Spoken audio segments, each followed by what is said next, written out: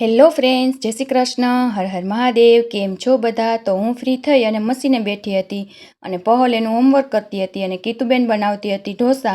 કેમ કે સાંજનું બેટર પડ્યું હતું તો બપોરે પણ ઢોસાનો પ્રોગ્રામ કરવાનો હતો એટલે કીતુબેન ઢોસા બનાવતી હતી. એક પછી એક પેપર બનતા ગયા અને બધા જમવા બેસી ગયા. મારા જીજાજી પરમ પૂજનને ખવડાવતા હતા, પહલ પણ જમવા બેસી ગઈ હતી અને હું પણ મારી ડીશ તૈયાર કરી સાંભાર, ચટણી, બટેટાનો મસાલો અને પેપર લઈ અને જમવા બેસી ગઈ.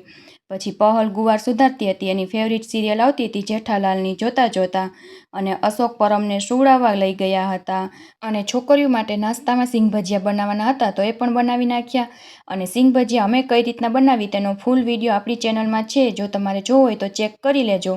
એટલે ડબ્બો ભરી અને સિંગ ભજીયા બનાવી લીધા અને મમ્મી પપ્પા આવ્યા હતા તો એ રોકાવાના હતા એટલે સાંજની રસોઈની તૈયારી હાલતી હતી. મમ્મી અને પહલ કાજુ બદામને કતરણ કરતા હતા કેમ કે સાંજનું મેનુ હતું દાળ ભાત, શાક, રોટલી અને બદામ શેક. તો બદામ શેક ઉકળતું હતું અને દાળ ભાત બાફવા મૂકી દીધા હતા. પછી કાજુ અને બદામનું કતરણ થઈ ગયું એટલે બદામ શેકને ઠંડુ કરવા મૂકવાનું હતું તો પહલે કાજુ બદામનું કતરણ બદામ શેકમાં નાખી દીધું અને પછી હવે તેને ઠંડુ કરી નાખ્યું અને બધી રસોઈ બનાવી લીધી. અને પછી સાંજે બધા સાથે જમવા બેસી ગયા.